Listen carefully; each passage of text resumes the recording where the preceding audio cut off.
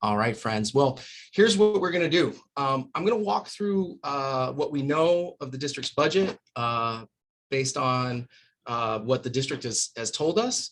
But I'm going to put it in context of what we just talked about in our report to the community presentation a couple weeks ago. And I think it's important to see that context to understand the systemic issues that underlie the current structural issues within the budget. And then my hope is to have a conversation and encourage you to bring your questions, insights. Thank you.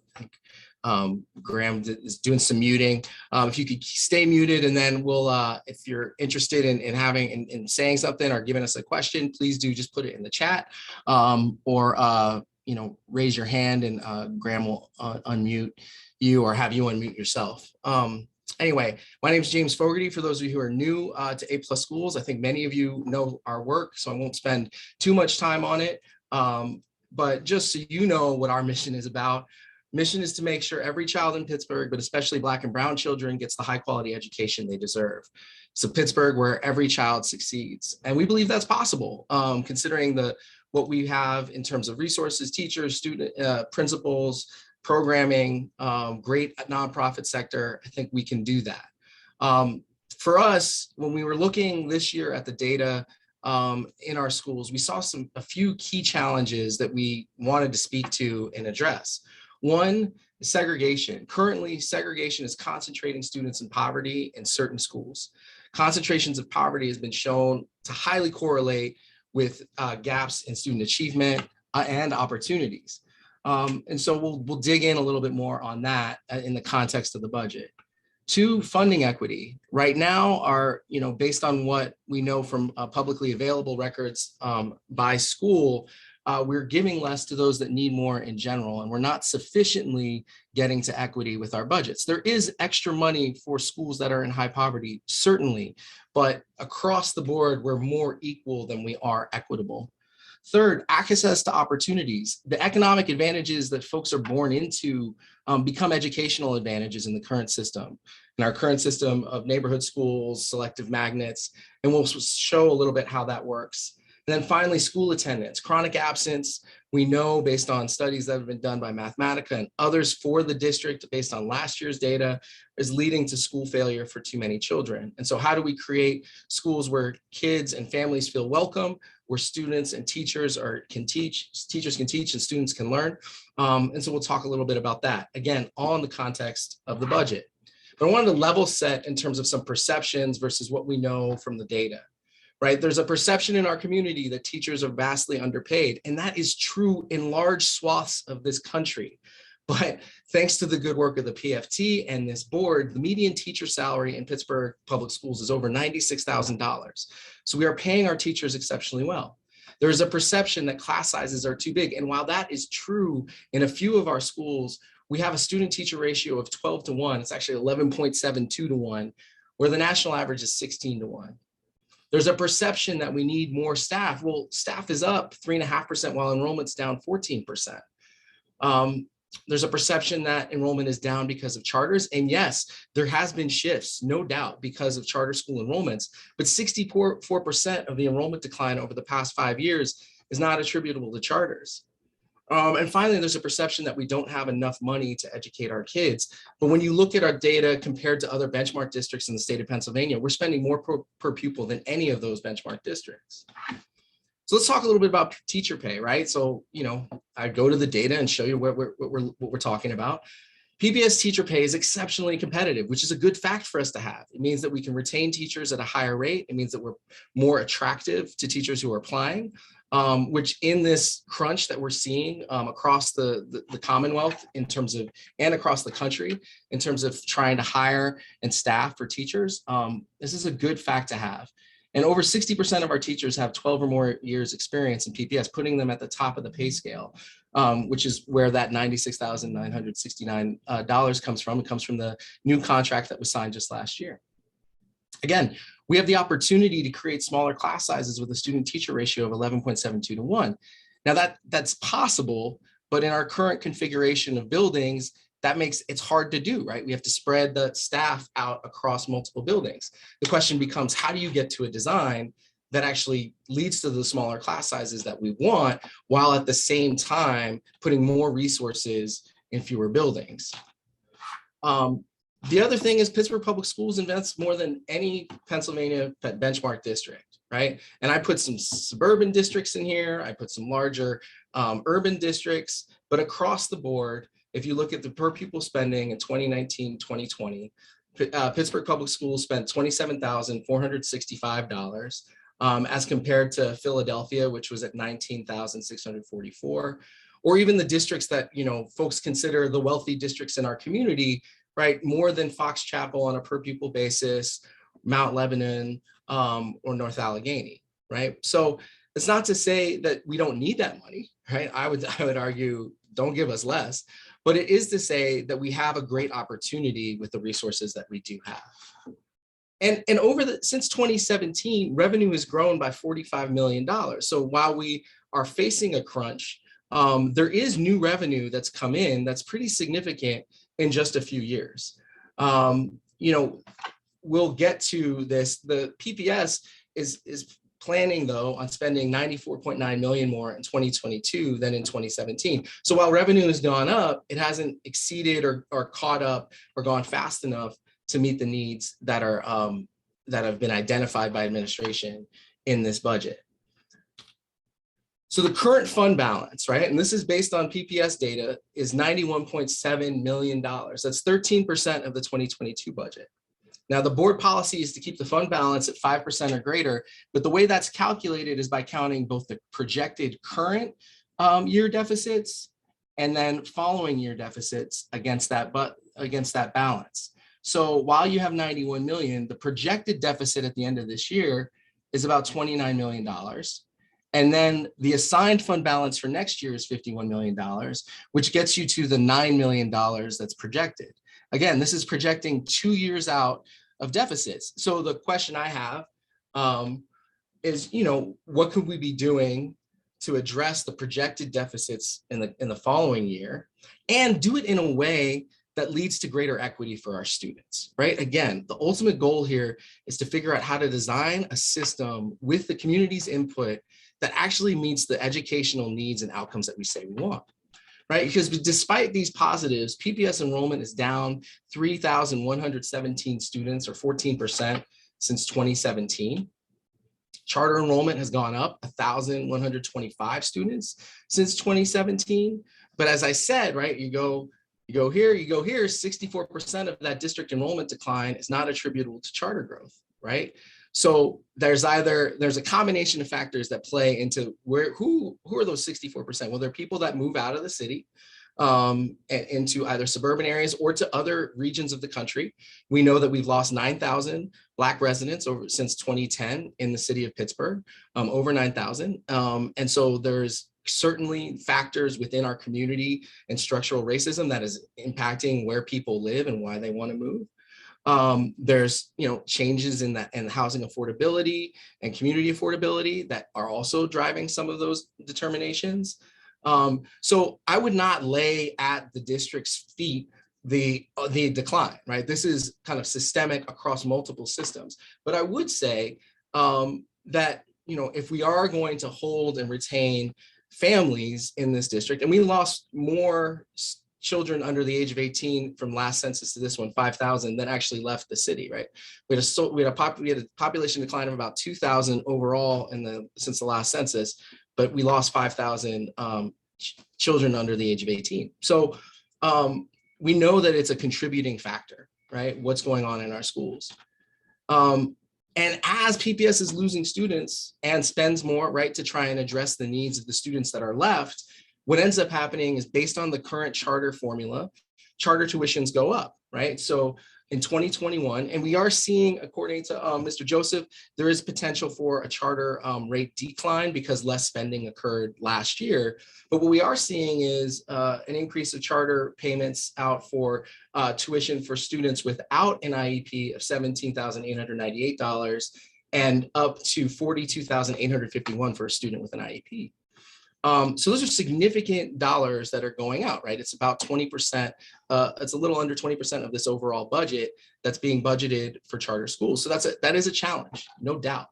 The other challenge is the contribution rate for the pension, right? So what we see is, as again, there's a state mandated formula that PPS has to pay into because the state didn't pay into its pension funds years ago. So all districts have to pay into this state mandated formula. And when you have more staff and more salaries, which drives the pension formula, you have higher pension costs. So in 2021, again, this is according to PPS, the projected PSERS contribution is $75,670,000. That contribution is 11.8% of the total 2022 budget, right? That's $75 million that's going to pay off obligations to staff that we made years ago, which is necessary. But the challenging and frustrating thing is it's not going into the classroom, right? And so what do we need to do to change the trajectory of this budget so that we can get to what we need at schools? Well, we know it works at school level, right? It's schools that are centering students. They're putting data to work, and they're working collaboratively with families, with each other as staff, and with community organizations to get great outcomes. And you can go to ourschools.pittsburgh.org and look at the last 3 years of our reports to the community to find these bright spots within our own district. And charter schools that are getting better than average results with students. And they're doing it fundamentally with these 3 strategies in mind. But we're challenged, right? And like I said, the first key challenge that we have is we have a segregated city, segregated in many ways based on the housing and red line maps of the 1930s that persist to this day in terms of where Black and brown families live in our communities. We can, though, purposefully design a system that's more racially and economically integrated, right? We have to recognize what this segregation is and then change the outcomes. Because if it were possible to create equal educational opportunity, and this comes from a study from Stanford, under conditions of segregation and economic inequality, some community among the thousands of districts in the country would have done so. None have. Separate is still unequal. And what we see in Pittsburgh Public Schools is that the schools with the lowest concentration of poverty, 20 to 29%, are Montessori, Colfax, and Kappa. Their enrollment at all 3 schools, majority white,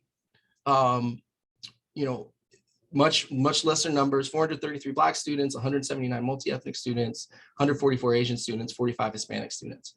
But the schools with the highest concentration of poverty, Faison, Lincoln, Miller, Weil, and King, enrollment at all 5 of those schools are predominantly Black, right? And the bar graph shows you that, but I broke down the numbers to the right. And so we see a school system where Black students are put into high poverty schools where poverty is concentrated, right?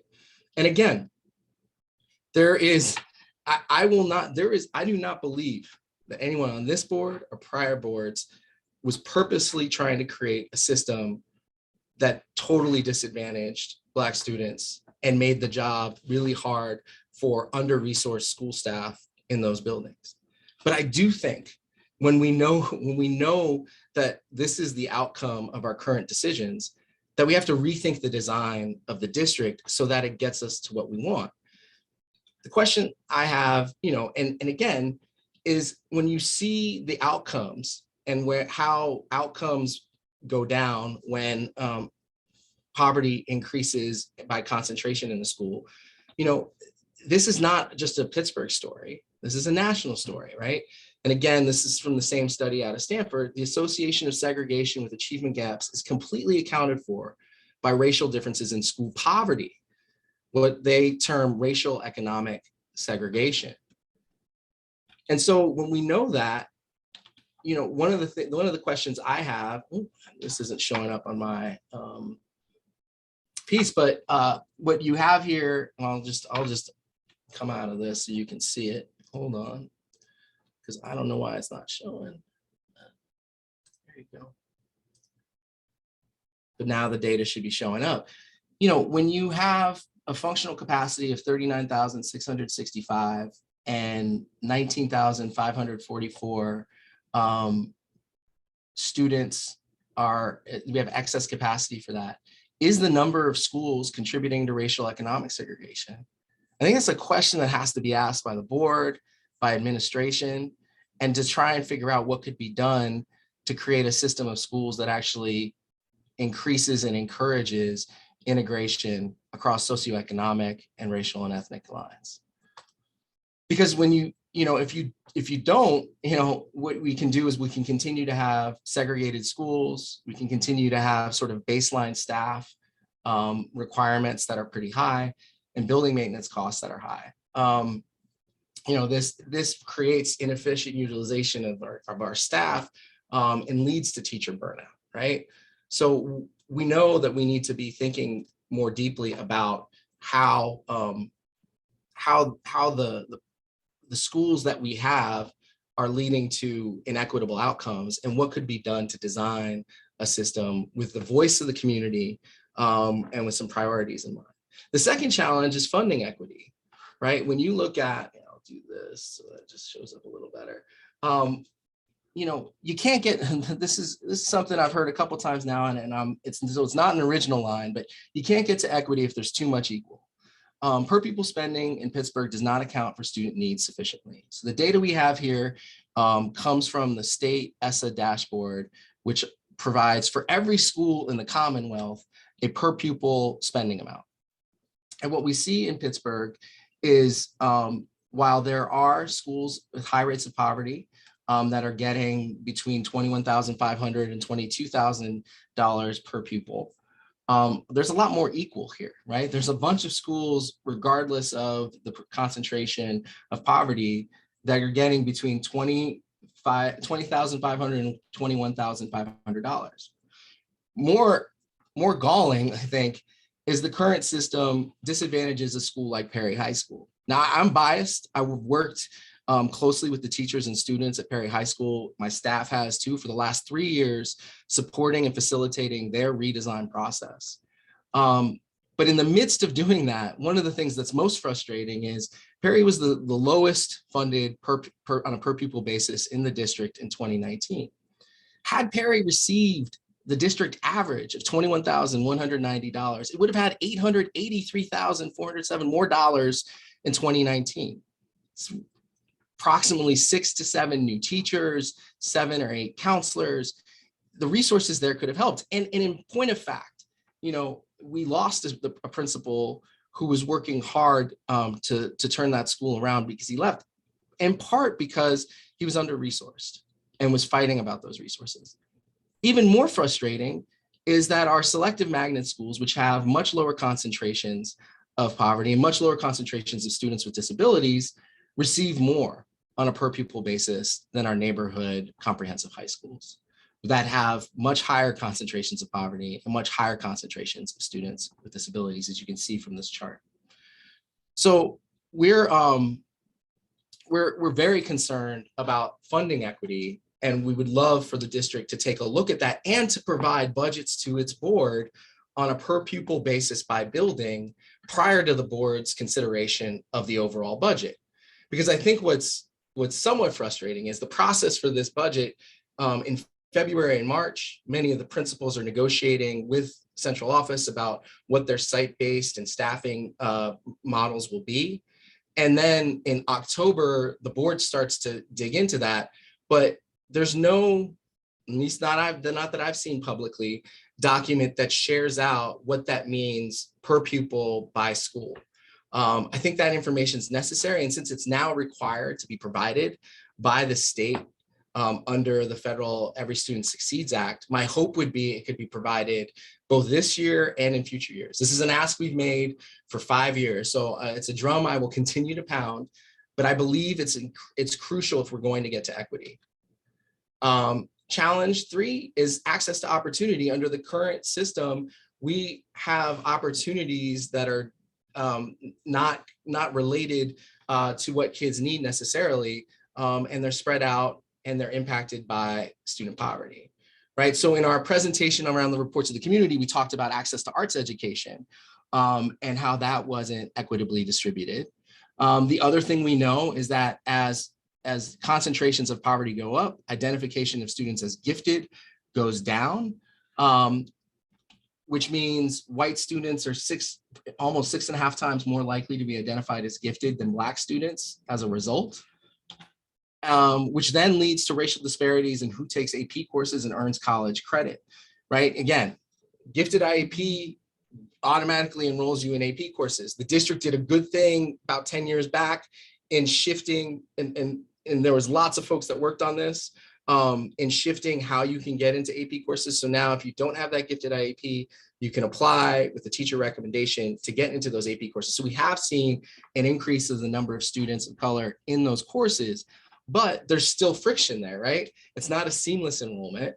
And so we have just a segregation, again, of who's in our courses that can earn college credits, lowering the costs of college, and also preparing students for the rigors of college, right? Because we know even if a student doesn't take the AP test, doesn't score to earn the college credit, the act of taking an AP course and having to be in that rigorous course makes them more likely to graduate from college on time.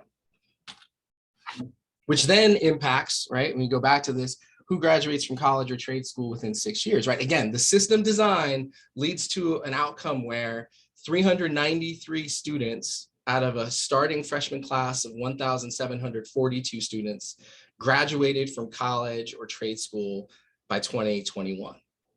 And so that means there's about 1,350 students we're not sure what happened to them, right?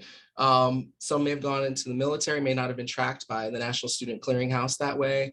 Some may have ended up in apprenticeship programs that are not connected to the National Student Clearinghouse. So there's just a lot of question marks there. But for us, one of the things we would posit is that we're leaving talent on the table. And that there's a lot of opportunities, whether you look at what the Allegheny Conference has put out in its inflection point study and the need for 80,000 upskilled workers. There's a lot of opportunity to work with our students to get them into those jobs. The final challenge is, again, where we concentrate poverty in buildings, we see many more students chronically absent. Now, there are bright spots of schools that are kind of beating the odds on that. Schiller is one that has gotten its chronic absence real low, as is Manchester, Arsenal 6 to 8, Arsenal K to 5. So we see bright spots, and we see bright spots in student achievement too. But overall, where you concentrate students in poverty in buildings, it leads to disparate outcomes, which lead to school failure.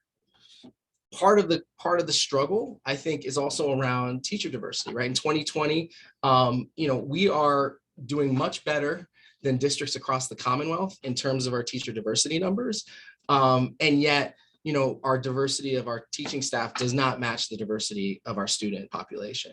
The Commonwealth is about 95% of our teachers are white, 5% are teachers of color. That's all minoritized groups, or as some like to say, ethnic groups of the racial majority, right? And so what I would say is there is a problem here that around the mismatch of culture between our staff and our students that has an impact. There are many schools that are working on it. I'm proud of the work that the EAP has done to raise these issues around culturally relevant pedagogy, around engaging students and staff in equity work. But we know that there's still more to do. And what ends up happening is we have these positive conditions for learning and chronic absence. They impact each other. And so there's a feedback loop that ends up meaning if there aren't strong relationships, then you can have more and more students not showing up, right? So, we would say that there are a lot of opportunities here within the current budget to diversify the teacher pipeline, build strong community partnerships, invest in school leadership and operational excellence, leverage our research institutions to identify and evaluate additional areas for growth. Those are some additional opportunities, but really we need to be thinking about a diverse by design school system that ensures that we do not have buildings where poverty and disability are concentrated without the proper supports that are under-resourced. We need to radically reconsider how we fund based on student needs, whether that's students who are experiencing homelessness or students who are have disabilities or students that need extra support that may have fallen behind for a variety of reasons. we need to make sure that all students have access to opportunity. Again, part of the issue is, and this isn't, again, I think this is the right thought. We wanted to have a baseline model of education that provided students with some access to the same things across multiple buildings, right? This is what was called the educational delivery model. But when you do that, you create more equal than equitable, which means that then opportunities get concentrated. If you have more students, you can have more opportunities. So we need to think about how that interplay between the size of the school, the amount of staffing you're able to provide, and the opportunities, and really think about what's the best for students, what do families and community members want, and that process needs to be out in the open where lots of stakeholders can have a say. I think the mistake that has been made in past school consolidations is that it hasn't been done with a full accounting of everyone's opinions, and also that there hasn't been a design process that gets us to a vision of what we want in our schools, community by community. I would also posit that any consolidation or school change must prioritize ensuring that schools remain open in our historically underserved communities, right? Black and brown communities in this city saw more schools close in the last round of consolidations than any other communities. And so we have to really think about where we place, if you are going to be redesigning and restructuring schools, where you place it. Right now, there's a $35 million capital budget proposed for the next year that will provide upgrades to schools. But with a structural deficit of $50 million, I would posit that we would be better off doing what Baltimore has done, which is built 28 new schools or built or refurbished 28 new schools in the last 10 years. This forward-thinking vision allows for us to include communities in the design process and to build beautiful buildings or refurbish existing buildings in such a way so that they're accessible for all students, so that they meet the needs of the 21st century that we're already way into, and so that our students and families feel like they are welcomed in those buildings, right? It's about thinking beyond sort of it's thinking in an asset-based way rather than a deficit-based way. And I think based on our analysis, there are significant resources that exist for us to be able to address those issues in the coming months and years. This is my plug for belief and hope. I believe truly we have everything we need to succeed. So let's get to work on that. If you're interested in testifying at the public hearing and asking questions and putting forth your thoughts about whether it's the tax increase that's been proposed or the budget or the overall design of our current system, you can call 412-529-3868 to register for the 1220 public hearing, or you can take out your phone right now and scan this QR code, which will take you to the district's testimony page where you can find out more information. I'm gonna open up the chat because I've been remiss in looking at it and start answering questions around folks. Yep, so there's this question here around, it'd be interesting to see where PPS is spending more and why or how can't the district redistribute those funds to create greater equity. It's a great question. We did in an analysis 4 or 5 years ago, we looked at the different line items and areas. PPS spent more across all of them, across staff, counseling, building maintenance, transportation. My guess would be if we ran that analysis, we would be in a similar position this year. But I'd have to take a look, and we'd have to go back and look at the significant line items. The question around distributing or redistributing funds to create equity is really around the process by which site-based school funding decisions are made, which are blind to the economics and are more focused on creating the right staffing mix for students, which on some level makes a lot of sense, right? But when you start to think about the dollars, I mean, what you have is a set amount of dollars to buy services. Most of those are delivered by our teachers and for our kids, and then there are other supports that are provided within that. And so thinking about how we actually look at the dollar amounts in addition to the staffing to create greater equity would be important. What would per pupil spending be if the funds that don't end up in schools like pensions are removed? So it is those per pupil dollar amounts that I showed you, I believe do not have the pension amounts in them, but I'd have to look. It's a great question. I do not know in terms of what that 11%. We know it's 11% of the overall budget. And so thinking about where that lands is something we'd have to dig into more. Do we know the overall percent? Yes, we do, Flory. It is 64% as of this year. And so, you know, even if we were to just try and modulate for that, we see at school buildings that are at the district average, better than average results. And so how could we create a design, right? And again, this is going to require hard conversations. But the simple fact is, families are willing to send their children all over this city for the perception of a good school, right? If you look at the North Side, for example, as a set of neighborhoods, the capture rates on average for those schools, that is the number of students of the whole students that could attend schools that are their neighborhood schools, is 27%. Now, certainly some of the students are staying in the North Side and going to Allegheny K-5, or they're going to the Propel or Max schools, or maybe they're leveraging the magnet option at Schiller. But we know less than 73% of the students in the North Side aren't attending their neighborhood school. So there's a willingness to get outside of the neighborhood or to apply for an opportunity within their own community. I think, for me, the question becomes, what in a redesign process of schools would be necessary to create the kind of integrated and sufficiently large schools so you could have all of the opportunities and supports that are necessary for student success? That's a question I'm asking because, I think it's going to require both the board and community to come together in a variety of formats to put that thought out there and then develop a vision. To get there is going to be hard, and it may not be easy to do in the short term, right? Which is why we're supportive of the district's American Rescue Plan proposal, which includes $33 million for maintaining staffing in the coming year, right? If you don't have a plan, I would say first do no harm.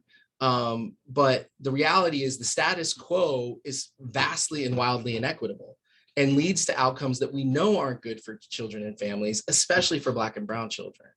And so if we know that now, then we should be on a path to redesigning the school. Does PPS have a plan? Yes, Damon. So they have two initiatives that are really that I'm proud that the district is doing. One is the Para to Teacher initiative, funded in part by the Heinz endowments, but also by the district's own money to help support paras through the process to get certified as teachers. The second is the PFT, and the district signed an MOU that will prioritize students in hiring who go to the Brashear Teaching Magnet if they complete the student teaching experience.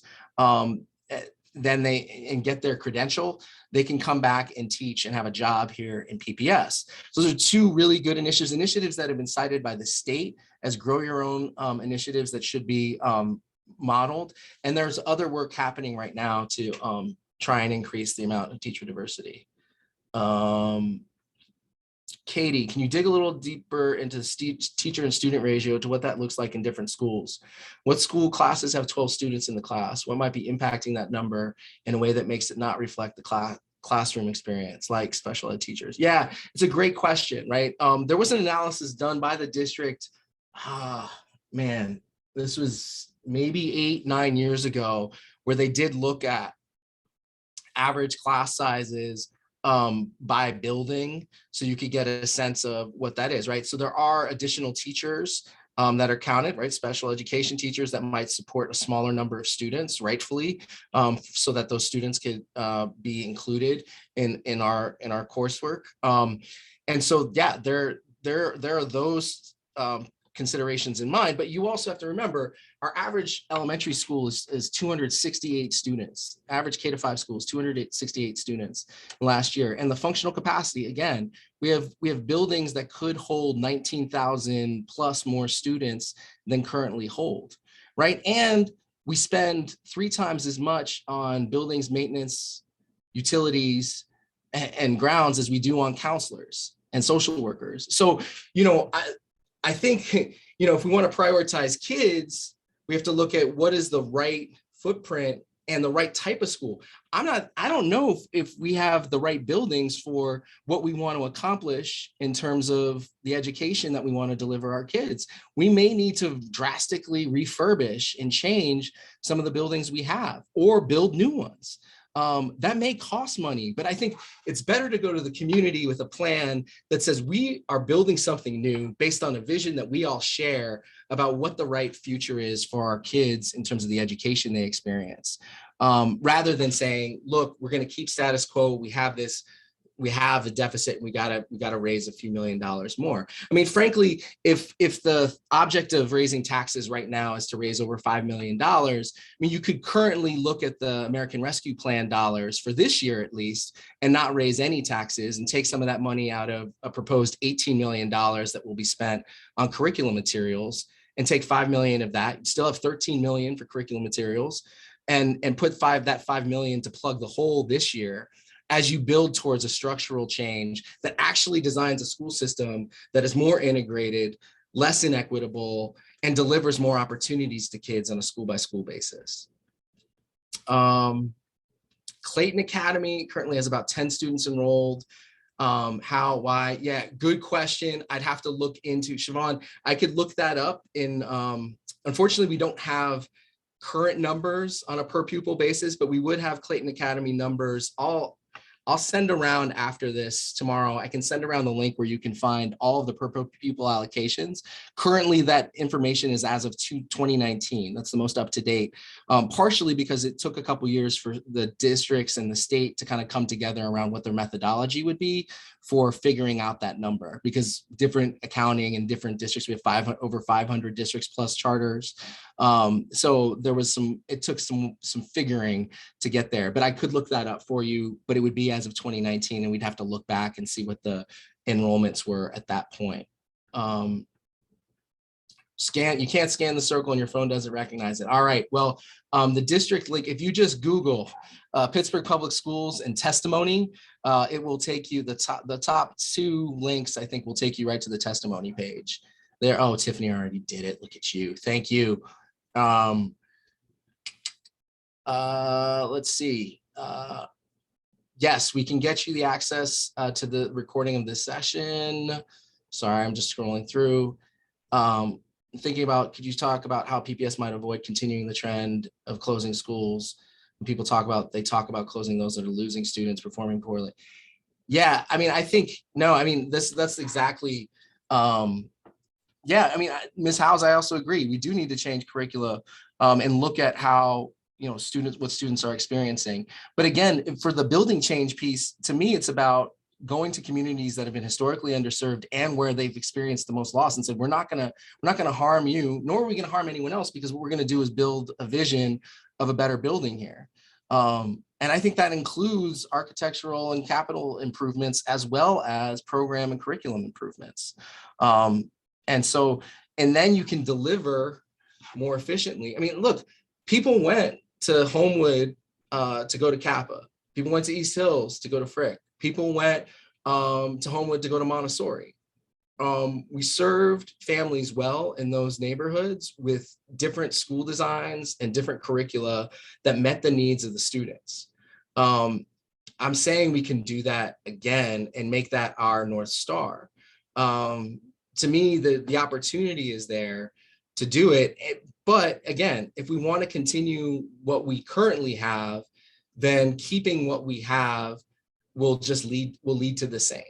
I don't know how, I mean, based on all the data and all the studies I've read, I don't know how we get to way better with, sorry, my last name's Fogarty. I'll put it in here.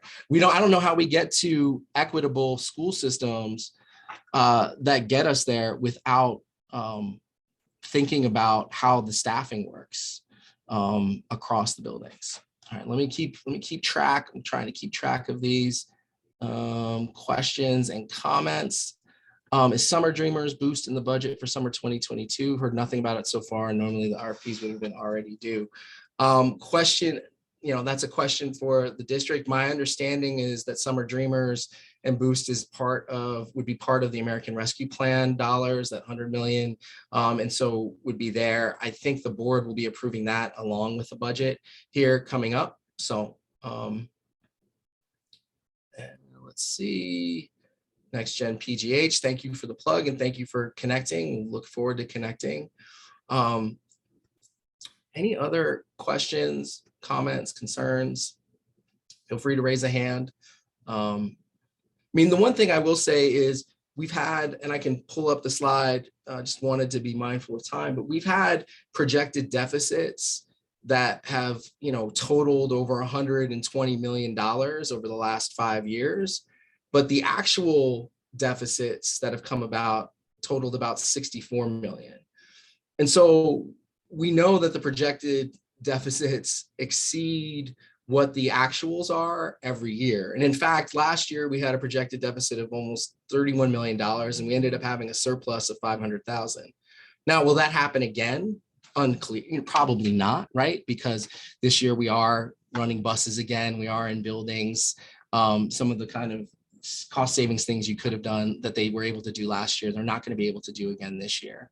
But will the deficits meet and the revenue projections be exact? No, it's not an exact science, it's an art. So I would say that we've got this opportunity, and I can show you, I can go back to that slide. I would say, like, before we make drastic changes, like, can we try and figure out the right balance of design for the schools? Budget presentation template, yes. Give us give me a day to get that out. But yeah, we'll have some ideas and some thoughts from this, that if you agree, please do share and put your spin on it as someone from the neighborhood, your experience as a parent, your experience as a community leader. Yeah, we would be happy to do that.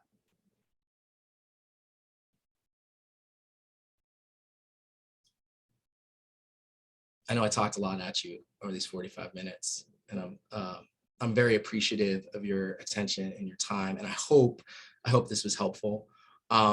Once we've got this recording done, what I will do, I promise to do two things. We'll send out an email tomorrow to our listserv where you can find the recording link. You'll also have a link to the presentation. And the third thing, I've got to get working on it, but we'll get some testimony template talking points available for folks to talk about this. Yeah, I mean, for me, I would say the questions around, we know that the current system leads to hugely inequitable outcomes for kids. What is the thought about design? And how are we going to redesign the system so that it more intentionally creates schools with a higher probability of success for all students? This includes everything from what's being done to change curricula to what's being done around integrating by design. And there are some models that are really interesting, right? Like San Antonio had a district within a district that was intentional about trying to integrate by design. I think that kind of model is important for us to look at. It's important to understand what kinds of schools are needed. It's also important to recognize that families are making choices every day. And so how do we leverage that as a positive and create schools of choice that are your neighborhood schools, right? That provide students with what they need, and that those neighborhood schools are open to others who want to come because the programming is interesting or the programming is helpful to the families. So anyway, but we will, like I said, I will put some of these thoughts in, but my hope is to spur a conversation that is broader than the immediate needs right in front of us, so that we can start to break open the conversation about equity that actually gets us to where we want to go, which is students succeeding at much higher rates and where poverty isn't destiny, right? We know that to be true, and what we need are a school system that understands how to design a system and a set of schools with the right support so every child can succeed. All right, I will leave it there. If there are no other comments, concerns, thank you all for attending. My hope was that we could do this in a simple lunch and learn, and you can get a different perspective on what's in the budget. And please do get back to me. Totally agree, Ms. Howes. You know, we've got to create schools that where students are reflected and where their cultures are appreciated and seen as assets. We've got to do more on that front. That's why we're focused on improving teacher diversity, because we think it's so important to that cause. All right. Thank you, folks. Appreciate your time and your attention. And like I said, feel free to reach out to me via email or give me a call or text if you have any questions. But like I said, we'll get some of these resources out tomorrow.